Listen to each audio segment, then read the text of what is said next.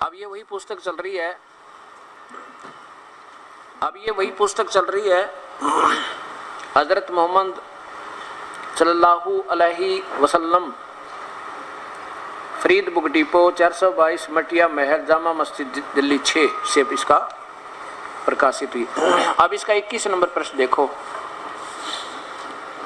अब ये ऐसे पैगंबर बनते हैं, पैगंबर बने हजरत मोहम्मद जी कैसे बने?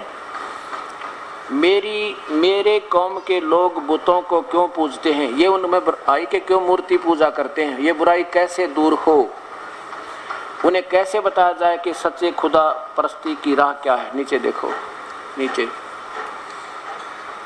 एक दिन आप ईरा की गार में इबादत माने पूजा में लगे थे, एक गुफा में लगे हुए थे। आप 40 वर्ष के हो चुके थे, यानी 15 वर्ष बीत गए थे शादी हुए ने। 9 इस तारीख को, अव्वल तारीख को 12 फरवरी और 61 में, ईस्वी सन 61 में कि आपके सामने अल्लाह का भेजा हुआ फरिश्ता जाहिर हुआ, सामने आया। वह हजरत जिब्रील था, यह हजरत जिब्रील था, जिब्रील अल्लाह थे। रूहुल अमीन ने कहा, मोहम्मद खुशखबरी कबूल फरमाइए, आप अल्लाह के रसूल हैं और मैं जिब्रील हूँ।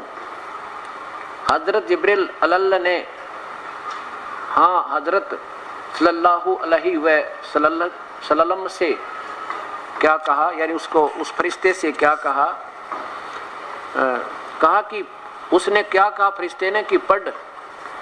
आपने फरमाया मैं पढ़ा हुआ नहीं हूँ। यह सुनकर हजरत जिब्रील यानी उस फरिश्ते ने हजरत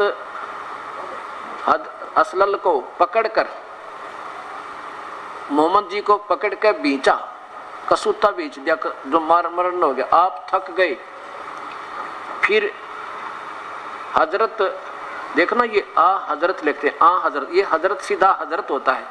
ऐसे ही अकबरू जो बोलते हो सीधा कबीर होता, अकबर वो कबीर होता है। हजरत को हजरत भी सीधा बोल सकते हैं, लिख भी सकते हैं। हजरत असलल यानी मोहम्मद को छोड़ दिया, पहले तो कसूता बीचा फिर छोड़ दिया और कहा पढ़। आपने फिर कहा, जवाब दिया कि आपने फिर जवाब दिया और उन्होंने फिर हजरत सल्लल को पकड़कर फिर बीचा, फिर जबरदस्ती बीचा और छोड़कर कहा पढ़। आपने फिर फरमाया कि मैं पढ़ा हुआ नहीं हूँ। ओए होए। अब हजरत जिब्रील ने तीसरी बार फिर वही किया, यानी फिर जबरदस्ती उसको पकड़कर दबोच दिया और फिर कहा छोड़कर कहा पढ़, कि ये सुनाया। तजुर्म क्या है कि आपने रब के नाम से पढ़, जिसने इंसान को जमे खून से पैदा किया। पढ़ और तेरा रब बड़ा बुजुर्ग है, जिसने कलम से के जरिए सिखाया और इंसान को सब कुछ सिखाया और वही जानता था। ये ऐसे आगे देखो। हजरत मोहम्मद सल्लल्लाहु अलैहि सलाम इस वाक़े से के बाद घर गया, तशरीफ लाए। उस वक्त आपके दिल की धड़कन बहुत तेज थी। आपने हजरत खदीजा अपनी पत्नी से फरमाया, धर्म पत्नी से फरमाया, मुझे कंबल उड़ा दो, मुझे कंबल उड़ा दो। इतना डरा हुआ था, ओए उड़ा दो।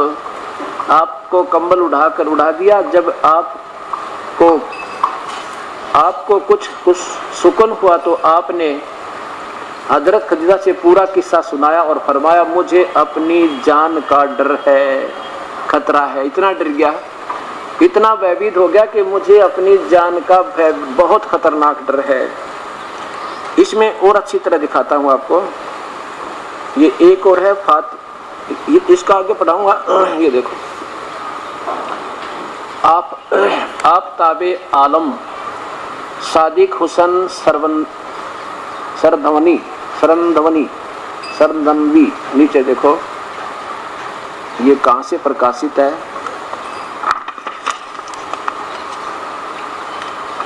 हजरत मोहम्मद सल्लल्लाहु की जिंदगी के हालात, आफ्ताब आलम भाग 1, मौलाना मोहम्मद सादिक हुसैन सरधनवी मरहूम एजेंट हैं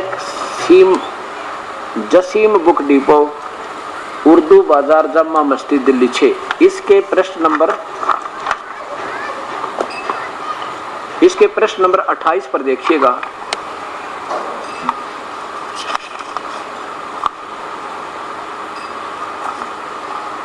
यानी ये बात क्लियर हो जाएगी तो फिर अपने सब पुण्यात्मा, चाहे कोई हिंदू है, मुसलमान, सिख या ईसाई, उसको ये पूरा पता लग जाएगा कि हम कहाँ खड़े हैं और हमने करना क्या चाहिए था, हम कर क्या रहे हैं।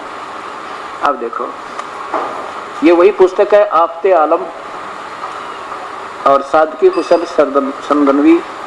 यहाँ देखो इसके 28 नंबर पृष्ठ पे, इधर लाइए, ये है अरब का सूरज, अरब का चमकता सूरज। आप ताले आलम नीचे देखना, आपने ये जो सारा काम हो लिया ना, इसके पीछे भी है इसका थोड़ा विवरण, वो उसी से संबंधित है। आपने ये देखो,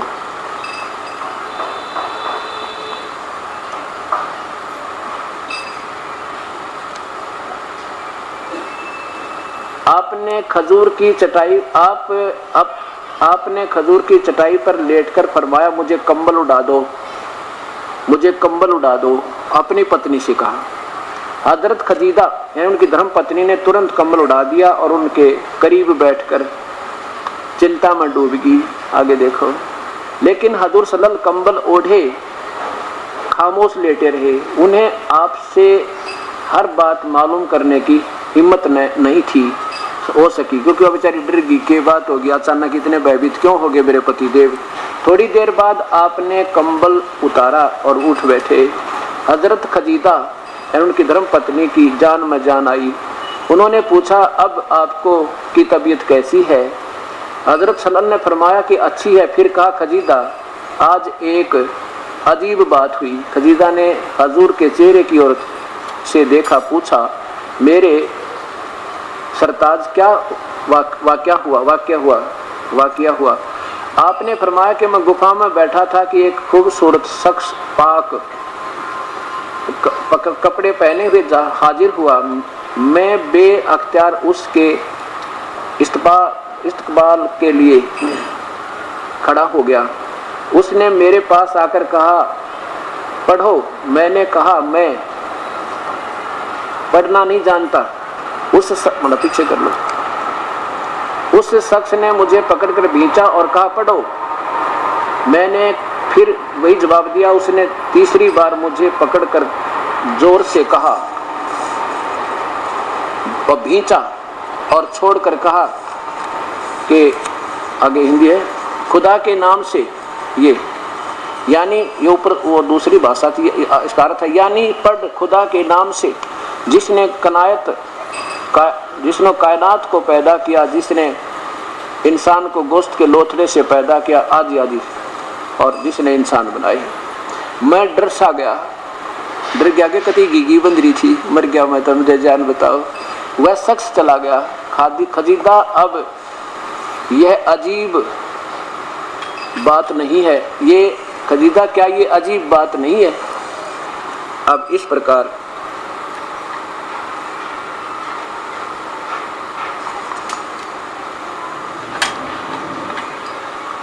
अब इससे हमने क्या निश्चय निकालना है कि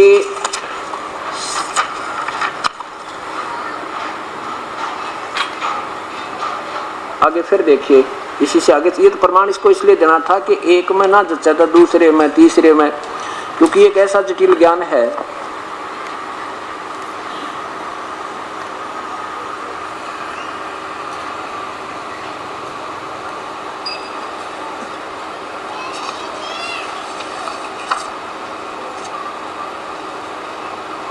हाँ, बस यही वर्णन था इसमें। और इस प्रकार हजरत जबरील कई बार आया, एक बार नहीं, और ऐसे इनको ये आयत मिली। अब और दिखाना जो चाहता हूँ आपको दास, कि इस कुरान मजीद में, इस लेखक ने पवित्र कुरान मजीद में ये स्पष्ट लिखा है कि जो कुरान से मजीद है और यह शरीफ है, ये हजरत मोहम्मद को रह कर 23 वर्षों में आदेश प्राप्त हुए और लिखते रहे। वो आदेश कैसे प्राप्त हुए, किसने भेजा, ये देखिएगा। ये कुरान मजीद, पवित्र कुरान मजीद तर्जुमा अनुवाद इसने क्या, फतेह मोहम्मद खां साहिब जालंधरी ने, प्रकाशक है Mohammad and company Bombay, sale agent है फरीद बुक डिपो दिल्ली 6। और इसमें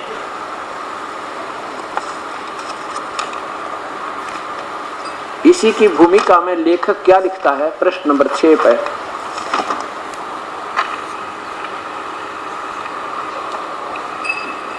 ये देखिएगा। प्रश्न नंबर 6,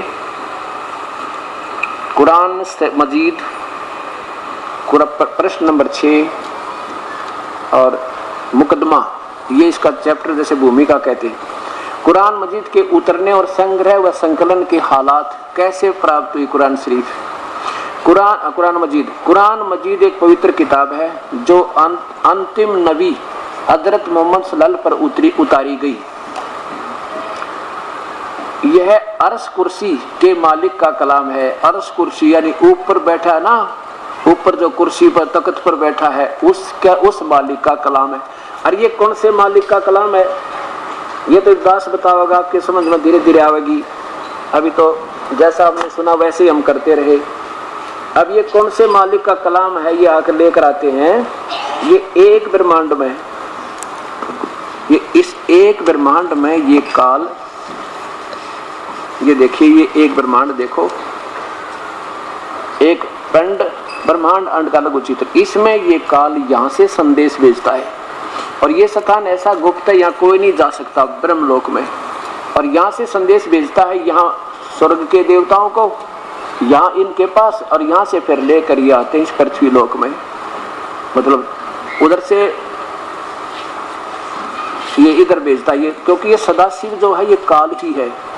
और ये सदाशिव रूप में इनको संदेश भेजता है जब्राइल को, जब्राइल आकाशवाणी करता है जब्राइल को, जब्राइल भाग्यावे और फिर वो बता देता है ज्यों का त्यों। जो वो बताता है ना जब्राइल को, वो ज्यों का त्यों ही बोलता है, कहता है इसमें कोई फेरबदल नहीं करता। जो उसने कहा ऊपर वाले ने आकाशवाणी की, जब्राइल लेकर चल पड़ा और जबरदस्ती इसको पढ़ा गया। अब दूसरा ये समझो कि ये काल अर्श कुर्स पे है, सबसे ऊपर के आसमान पे। कहाँ है, यहाँ बैठा है। ये यहाँ से संदेश देता है। अर्श कुर्सी खुदा का, अर्श कुर्सी खुदा का कहते हैं, ये संदेश लेकर आता है। ये है अर्श कुर्सी इनका, ये ज्योति निरंजन, ये ब्रह्म अव्यक्त जिसे निराकार कहते हैं, ये काल का संदेश लेकर जब्राइल आता है। ये स्वयं स्वीकार करते हैं। देखिएगा, कुरान मजीद के उतरने और संग्रह व संकलन के हालात। कुरान मजीद एक पवित्र किताब है जो अंतिम नबी हजरत मोहम्मद सल्लल्लाहु अलैहि वसल्लम पर उतारी गई। और यह अर्श कुर्सी के मालिक यानी जो आसमान पर बैठा, इनके हिसाब से तो ये ऊपर ले के हुक्म है, लेकिन उससे वो तो चला गया अपने जो बोल बाल का जाना था, सृष्टि रच का पूर्ण ब्रह्म। अब ये काल के अंतर्गत है, ये बोलता है, मालिक का कलाम है। उसने स्वयं एक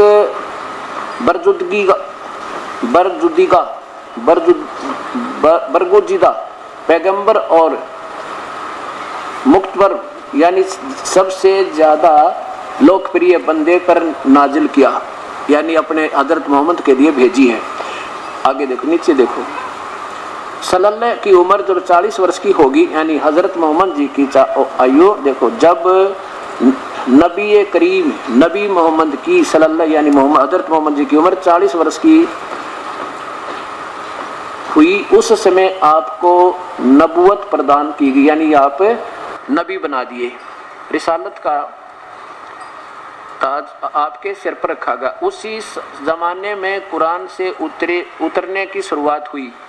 यदा कदा यथा, पीछे कर लो थोड़ा सा, जरूरत के अवसर पर थोड़ा थोड़ा 23 साल तक नाजिल होता रहा। 23 साल तक संग्रह होती रही ये कुरान शरीफ। और ऊपर से कभी ये काल बोलता, कभी काल के देवते बोलते ब्रह्म के। अगली किताबों की तरह जरूरत से के अवसर पर थोड़ा थोड़ा 23 साल में नाजिल होता रहा। अगली किताबों की तरह जैसे वो थी ना, जैसे हजरत मूसा को तौरत मिली थी और ईसा को ये इंजिल मिली थी, ऐसा नहीं, ये तो वो तो एक बार मिली थी आज्ञा तेरे। और हजरत दाऊद को जबूर मिली थी, ये तो इकट्ठी मिल गई थी, एकदम बोली गई थी। लेकिन हजरत मोहम्मद को तो एक कई बार 23 साल में जो आदेश आते गए वो नोट करते गए, जैसे आजकल ये ब्रह्मा कुमारी का पंथ चल रहा है, ये न्यो का न्यो समझो, नोट करते गए, उतारी गई। और आगे देखो, यह सही यह है कि आप सल्लल्लाहु यानी हजरत मोहम्मद की नबूवत के बाद रमजान के शबे कदर में पूरा कुरान मजीद लोहे महफज अल्लाह के पास से, यानी अल्लाह के पास से उस आसमान पर जिसे हम देख रहे हैं अल्लाह के हुक्म से उतारा गया। यानी हम देख रहे का जैसे हम जानते हैं, प्रत्यक्ष देख रहे हैं कि ऐसे ऐसा होता रहा था, अल्लाह को नहीं देख रहे, जैसे हम देख रहे हैं कि कैसे कैसे उतरी थी, उतारा गया। इसके बाद हजरत जिब्रिल वही देवता जिब्रिल फरिश्ता अल्लाह जो जिस समय जिस कदर हुक्म हुआ, जब भी उस ऊपरले भगवान का हुक्म हुआ तो जिब्रिल उन्होंने आगे चलो, उन्होंने पवित्र कलाम को बिल्कुल वैसा ही बिना किसी परिवर्तन या किसी बेसी के नबी सल्लल्लाहु तक पहुंचा दिया। काल का हुक्म लेकर उस गुप्त अव्यक्त भगवान काल ने जो भी उस जबराइल को आदेश दिया उसको लेकर बिना बदले ज्यों का त्यों जो उसने कहा वो ज्यों का त्यों बोल दिया। अर्थात वो काल उस जबराइल में बैठा, आगे आकर अपनी बोली बोल गया, जैसे कृष्ण जी में वो काल बोल कर गीता बुलवा गया। ऐसे समझो इसको, ज्यों का त्यों। आगे क्या बताया फिर देखो, यह सही है कि आप सल्लल्लाहु नबूवत के बाद रमजान की सबे कदर में पूरा कुरान मजीद लोहे महफूज अल्लाह के पास से, यानी जो जिसको ये अव्यक्त ज्योति निरंजन को अल्लाह मानते हैं, पास से उस आसमान पर से नीचे, आसमान पर से जिसे हम देख रहे हैं, हम क्या देख रहे हैं, जैसे हम सामने प्रत्यक्ष है कि कैसे कैसे उतरी, ये देख रहे हैं हम कैसे आई आए थे, अल्लाह के हुक्म से उतारा गया। और इसके बाद हजरत जबरील यानी देवता जबरील फरिश्ता जबरील जो को जिस समय जिस कदर हुक्म हुआ उसी परमात्मा का जो हुक्म हुआ उन्हें लेकर उन्होंने पवित्र कलाम को बिल्कुल वैसा ही बिना किसी परिवर्तन के या कमी बेसी के नबी सल्लल्लाहु यानी हजरत मोहम्मद तक पहुंचाया। ओए होए आगे चलो, कभी 2 आयतें, कभी 3 आयतें, कभी 1 आयत से भी कम, कभी 10 आयतें और कभी पूरी की पूरी सूरतें। इसी की शरीरत में कव्य कहते हैं। उल्मा विद्वानों ने वह के विभिन्न तरीके हदीसों से पेश किए। क्या और क्या कारण है कि जैसे फरिश्ता वह लेकर आया, कई बार तो ये फरिश्ता लेकर आया जो उसने बोला उसके अपने मुख से, और जब आवाज घंटी जैसी मालूम थी, यह सती थी उनके हदीसों से साबित है कि वह किस्म वह की सभी किस्मों से सख्त थी। बहुत कष्ट नबी सल्लल्लाहु को होता था, होता था। क्या अर्थ हुआ? यहाँ तक कि आपने फरमाया कि जब कभी ऐसी वह आती थी तो मैं समझता था कि अब जान निकल जाएगी। अब क्या समझा, इसको विचार करना। पवित्र आत्माओं क्या कह रहे हैं हजरत मोहम्मद जी के बारे में कि कैसे कुरान उतरी के एक तो आपको बता दिया कि जब जबराइल देवता लेकर आता था उसने भी उनको पकड़ कर बींचा और जबरदस्ती डरा धमका के कहा इसे पढ़ो, वो सामने रख दी। अच्छा, उसने पढ़ने लगे, वो शक्ति दे दी काल ने। इसमें भी भगवान हजरत मोहम्मद जी कितने भयभीत हो गए। अपनी पत्नी धर्म पत्नी श्रीमती खजीदा जी से जाकर कहने लगे मैं तो मरूंगा, मुझे मेरी जान को तो खतरा हो गया, पसीने आ गए, बुखार चढ़ गया। आपको और दिखाऊंगा, 4 रखे मेरे पास, 4 लेखकों के ये जीवन चरित्र हजरत मोहम्मद जी के। उसको बुखार चढ़ गया और घबरा गया बहुत गना, इतना भयभीत हो गया, सारा का गुफा से बाहर निकल गए। दूसरी बार फिर आया तो इसको तो कहते हैं ये तो विशेष कष्ट नहीं था उसको। ऐसे जो जिब्राइल लेकर देवता फरिश्ते आए, इससे जो उन्होंने कुरान शरीफ पढ़ी और उसको आगे लिखी गई ये जो आयत आई, ये तो कोई विशेष कष्टदायी नहीं थे। वो बीच में आजकल छोड़ दिया। ये तो विशेष कष्ट नहीं था, लेकिन कई बार क्या होता था, वो काल आता भूत की तरह और कहता घंटियां सी बाजती और इसके अंदर प्रवेश कर जाते, कभी काल, कभी ये काल के देवता, ये फरिश्ते, ये भूत, ये पितर, और उसमें प्रवेश कर जाते और वो ऐसे ऐसे कांपने लग जाता। हजरत मोहम्मद कति निढाल हो जाता, जान निकलन हो जाती। और फिर कहता ही वैसे वो फिर बोलते, हजरत मोहम्मद में बोलते और वो लिखी जाती थी। अब आपके सामने दिखाता हूँ, फिर देखिए ये कुरान शरीफ मजीद। अब जैसे ब्रह्मा कुमारी पन चल रहा है, कहते हैं सदाशिव की आत्मा, सदाशिव यो काल ज्योत निरंजन, इसकी आत्मा ब्रह्मा माती है और ब्रह्मा की आत्मा फिर बिलास कुमारिया में जाती है। फिर एक बार तो अपने डाल होकर गिर जाती हैं और फिर कड़क बैठी होकर बोलती हैं, उनकी आवाज भी बदल जाती है। कहाँ पहुंच जाती, कहते ऊपर से संदेशा लेकर आती है फिर वह। और ये वही सदाशिव है जिसने गीता बोली थी, कृष्ण में प्रवेश करके, ये बताते हैं वो। चलो ठीक है, जब भगवान श्री उस सदाशिव ने, काल ने जो पहले गीता बोल दी, सारा कुछ लिख दिया, अब क्या जरूरत हो, अब वो दूसरे आदेश दे रहा है, गीता जैसे नहीं दे रहा है वो, तो फिर वो नहीं है, वो तो हो ही नहीं सकता। अब वो अपने स्टेटमेंट बदल नहीं सकता, क्योंकि वेद बोले जब उसी ने बोले ज्यों के त्यों, और 4 ऋषि ब्रह्मा को दिए जब वो ज्यों के त्यों, 4 ऋषि में प्रवेश करके एक एक में भूत की तरह लिखवाए हुआ ज्यों के त्यों, और श्री कृष्ण में बढ़कर बोला हुआ गीता नो की नो, और फिर वेद व्यास से लिखवाई फिर भी ज्यों की त्यों। यानी सदाशिव बोलता तो ये नाना प्रकार की भिन्नता वाले विचार आज वो ब्रह्मा कुमारी अमन नहीं देता, वो सदाशिव भी बोलता, यानी ज्योति निरंजन भी अगर आज बोल रहा होता इति सिद्धम, ये भूत बोल रहा कोई इनमें, अरे इन सबको गुमराह कर जाएगा। कोई समझदार भूत है, पहले ऋषि होगा, उसको ज्ञान है छोटा मोटा, वो भूत बन के आ जाए और अपनी ऊट पटांग बातें लिखवा के इनको गुमराह करेगा, ना जाने कितने जीवों को ये काल अभ्रमित करवा देगा। और यही स्थिति इनके साथ हो रही है। आप देखो, फिर देखो ये वही कुरान मजीद के, इसको कैसे हजरत मोहम्मद को ये कुरान शरीफ, यानी कुरान मजीद और कुरान शरीफ दोनों में ऐसा ही संकेत है, कैसे प्राप्त हुई, ये वही ज्यों की त्यों है। नीचे देखो, अब इसकी उसी पृष्ठ पे चलिए, 6 नंबर पृष्ठ पे,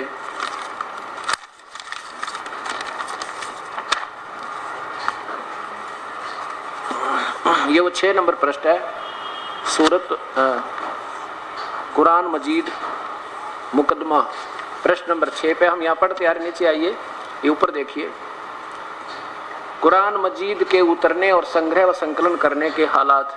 नीचे आ जा। अब हम यहाँ रहे पढ़ते पढ़ते कि एक ये भी कारण था उसको कैसे मिले कि फरिश्ता वह लेकर आए। एक कारण तो यह है कि फरिश्ता लेकर आए, जैसे उसको बीच ब्याज कर दबा दबू कर डरा डरू कर लिख पढ़वा गया, तो कहते हुआ तो विशेष दुखदाई नहीं थी।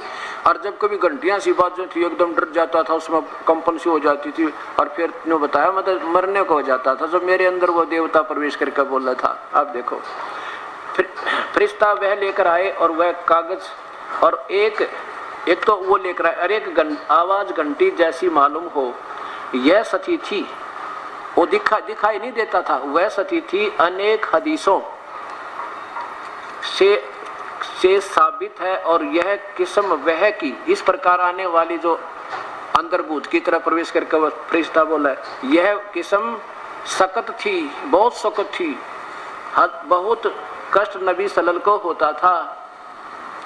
यहाँ तक कि आपने फरमाया, हजरत मोहम्मद ने कहा कि जब कभी ऐसी वह आती थी, वो भूत मेरे में प्रवेश कर जाता था, वो देवता प्रेत रूप प्रेत की तरह, तो मैं समझता हूँ कि जब अब जान निकल जाने वाली थी, निकल जाएगी, इसी स्थिति हो जाती थी। फिर फरिश्ता दिल में कोई बात डाल दे, या फिर ऊपर काल अपने आप अंदर से प्रेरणा दे दे, आप पर बोला श्री हजरत मोहम्मद जी, यो काल ऐसे ही करता है, गुप्त प्रेरणा करके, कभी दो रूप बदल कर जबराइल का रूप बना के, कभी आप आके, कभी अंदर प्रवेश करके, ऐसे श्री कृष्ण और इन देवताओं को सबको गुमराह किया हुआ है।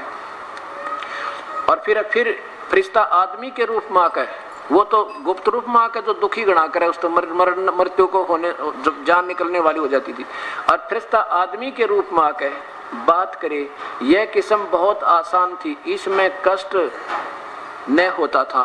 जो जबरदस्ती आके आकार रूप में जबराइल आया था और उसने भींच ब्याच कर डरा डरू कर घबरा उसको लिखवाई बोला था, कहते उसमें तो विशेष दर्द नहीं होता, कष्ट नहीं होता था।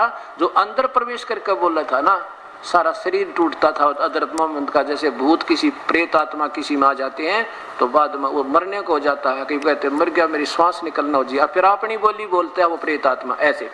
अब अल्लाह ताला, अब देखो ओए होए, और चौथी कारण ये किस प्रकार से बोलेगी, अल्लाह ताला जागते में नबी सल्लल्लाहु के से कलाम फरमाए, जैसा कि सबे मेराज में अल्लाह ताला सपने की हालत में कलाम फरमाए हुए किस्म भी सही हदीसों की साबित है। अब देखो क्या लिखा है कि कभी तो वो परमात्मा गुप्त रूप में आके वो जिसने हजरत मोहम्मद अपना खुदा मानते हैं वो स्वयं आके या स्वयं या ज्यों का त्यों संदेश उसको देकर, किसको,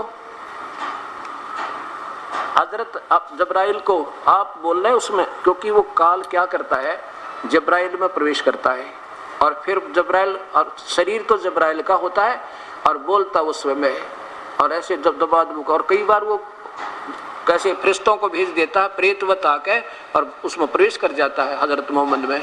और उस समय कहते जब वो ऐसे आता था ना, पहले घंटियां सी बजने लग जाती, कानों में बहुत भयंकर सी आवाज होती, और फिर ऐसे ऐसे करके और फिर हजरत मोहम्मद बोलते और लिखने वाले लिख लेते। ऐसे ये संग्रह कुरान शरीफ और कुरान मजीद का किया गया, ये आपके सामने प्रत्यक्ष प्रमाण है। और ये दास बताना चाहता है कि काल ऐसे ऐसे खेल खेलता है।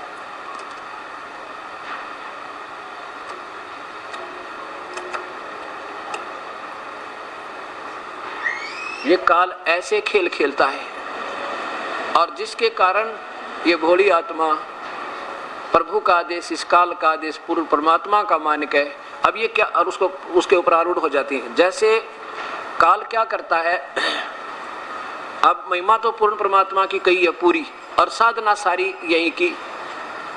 ऐसे गीता जी में इशारा किया कि परमात्मा कोई और है। ऐसे चारों वेदों में काल ने चारों ऋषियों में प्रवेश करके फिर ब्रह्मा को दिए थे। जब ऐसे ही फिर प्राकृतिक उथल पुथल के बाद ये वेद समाप्त हो जाते हैं, एक एक ऋषि में एक एक वेद भूत की तरह प्रवेश करके और लिखवा दिया। ऐसे फिर कृष्ण जी में प्रवेश करके प्रीतवत पूरी गीता लिखवा दी। ज्योत निरंजन काल ने, ब्रह्म ने, सर पुरुष ने, जिसको निराकार बोलना या व्यक्त कहते हैं, ये सामने नहीं आता और गुप्त काम सारे आप करता है। ऐसे ही फिर बाद में कृष्ण जी को तो मालूम नहीं मैंने गीता में क्या बोला था, और स्वयं फिर वेद व्यास जी के द्वारा पूरी लिखवा दी। अब समझो इस कुरान शरीफ को, अब आपको समझाते हैं। अब संकेत तो ये डरता कर रहा ज्योत निरंजन के परमात्मा कबीर है, चाहे वो फरिश्ते के माँ का चाहे किसी प्रकार सत्य ज्ञान तो देता ऐसे, और अपनी अटकल जो लगाता है वो अधूरी, वो गुमराह करने के लिए। जैसे गीता जी में आपको प्रमाण दूंगा कि अर्जुन से कहा था कि अर्जुन तुझे पाप नहीं लगेंगे, दूसरे अध्याय के 37 और 38 श्लोक में तो युद्ध कर ले। और फिर पाप लगे जब नरक में ठोके गए उनको, वो पाप किए हुए युद्ध में किए हुए पापों का भी उसको दंड भोगना पड़ा और वो नरक में डाल दिए गए। ऐसे जो आदेश दिए वो गलत दिए अपने लेवल के इसने, और ज्ञान दिया बिल्कुल सही दिया है। ऐसे ही कुरान शरीफ है, जो की तो गीता जी जैसी समझो, और ऐसे ही वो पवित्र बाइबल समझो। इनमें संकेत तो पूर्ण परमात्मा का है, लेकिन पूजा की विधि नहीं है इनमें। जैसे गीता जी में कहा कि उस संत ने ढूंढ ले जो तत्वदर्शी हो, मैं नहीं बता सकता, गीता बोलने वाला भगवान कहता है। ऐसे कुरान शरीफ बोलने वाला अल्लाह ये खुदा ज्योत निरंजन कहता है कि मैं नहीं जानता उस परमात्मा पूर्ण ब्रह्म कबीर साहब की भक्ति, वो तो कोई संत बताओगा। ज्यों का तो देखिएगा कुरान शरीफ में, ये पवित्र कुरान शरीफ, यह वह इलामी किताब है जिसमें कोई संदेह की गुंजाइश नहीं है। कुरान शरीफ ये मुतरजम कौन है, इसका अनुवाद टिप्पणी करने शास्त्रीय अरबी पद्धति नागरी लिपि में, नीचे कौन, शेरवानी संस्करण, लखनऊ किताबघर, मौसम बाग, सीतापुर रोड, लखनऊ। कुरान शरीफ नीचे देखिए, लखनऊ किताबघर, मौसम बाग, सीतापुर रोड, लखनऊ, ये प्रकाशक है। इसकी कुरान सूरत फुरकानी 25 में आपको, अब प्रारंभ करते हैं इसमें पहले 5 मिनट का सत्संग इतना प्यार का होगा जिसमें कति क्लियर हो जाएगी। 604 पृष्ठ पे कुरान शरीफ सूरत फुरकानी 25 और नीचे 52 नंबर आयत से अब चलेंगे। नीचे आ जाओ। और इसमें भी 21 नंबर पे है, ये देखो यहाँ पे इसी आयत में कबीरन है, इसी कुरान में सूरत फुरकान में यहाँ भी कबीरन है 21 नंबर आयत में, और यहाँ 53 में भी आयत है, और इसका अर्थ भी इन्होंने बड़ा ही किया है। अब ये 52 नंबर आयत देखिएगा, क्या लिखा है कि हे हजरत मोहम्मद, ये इसकी उर्दू भाषा अरबी भाषा है, लिपि देवनागरी है कबीर, इसकी हिंदी देखो इन्हीं के द्वारा की हुई, ये 52 नंबर आयत की, ये 53 नंबर 51 समाप्त हुई। ए पैगंबर, हजरत मोहम्मद को उसका खुदा, चाहे वो फरिश्ते में का बोल रहा है, चाहे स्वयं बोल रहा है, चाहे आकाशवाणी कर रहा है, वो हजरत मोहम्मद का खुदा जिसे हजरत मोहम्मद अपना भगवान मान रहे हैं, वो संकेत दे रहा है, वो आला ताला, जिसको ये आला ताला बोले, वो कहता ए पैगंबर, तुम काफिरों का कहा न मानना, और जो मैं तुझे ये आदेश दे रहा हूँ ये मानना, और इस कुरान की दलीलों से उनका सामना बड़े। इन्होंने कबीर का नाम अर्थ बड़ा कर दिया, उसको लिखना था ये कि काफिर तो मानते नहीं कि कबीर परमात्मा है, लेकिन तू उस कबीर के लिए संघर्ष करना बस, सामना करना नहीं। जिहाद माने संघर्ष करना, लड़ाई नहीं, लठ नहीं बजाना, संघर्ष करना कि वो तो मानेंगे नहीं पर तू भी ना मानना उनकी बातों को। अब देखो 53 में, अब ये 53 के बाद ना 52 के बाद इधर देखो, ये आपको मूल संस्कृत दिखाते हैं ना मूल भाषा। 58 नंबर में लिखा खबीरा, और ये कबीरा ही है, ये कबीरा है, और यहाँ देखो इधर कबीरन, ये भी कबीरन कहो चाहे कबीर कहो, ये कबीर है। अब इसके साथ साथ इन्होंने तो खबीरन लिख दिया, इन्होंने खबीरा लिख दिया, और इस कुरान मजीद में इसको कबीरा लिखा है, इसको भी खबीरा लिखा है, इसको खबीरा लिखा है, इसको भी खबीरा लिखा है, कबीरन नहीं लिखा है। चलो अब यहाँ देखिएगा 52वीं समाप्ति 53वीं में कह रहा है कि ये कबीर परमात्मा वही है जिसने दो दरियाओं को मिला चला, अर्थात जिसने सारी सृष्टि को रचा है। पृथ्वी कितना नीचे, कहीं पर नीचे कड़वा पानी है, किधर खारा पानी है, किधर मीठा बना दिया, यानी वही परमात्मा है, मीठा और प्यास बुझाने वाला, और एक खारी कड़वा, दोनों में एक आड़ मजबूत रोक बना दी। और वही है जिसने पानी की बूंद से आदमी को पैदा किया, फिर उसको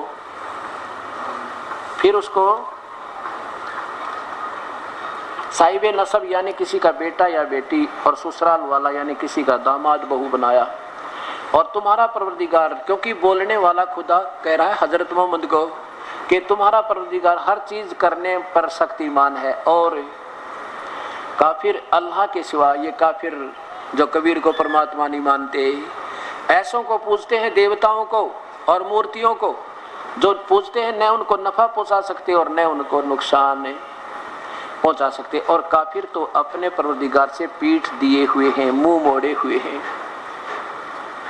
ए पैगंबर, हजरत मोहम्मद का पिता भगवान बोल रहा है, अल्लाह बोल रहा है, ए पैगंबर है हजरत मोहम्मद, हमने तुमको खुशखबरी सुनाने और सिर्फ अजाब से डराने के लिए भेजा है, यानी उनको बता दो सत्य भक्ति करें, नीचे की पूजा ना करें। तो ये काल सोचता है कि मेरे तक तो कर लें, कम से कम नीचे की ना करें, जैसे गीता में कहा कि अन्य पूजा ना करो, ब्रह्मा विष्णु महेश की, वो मूर्ख लोग करते हैं।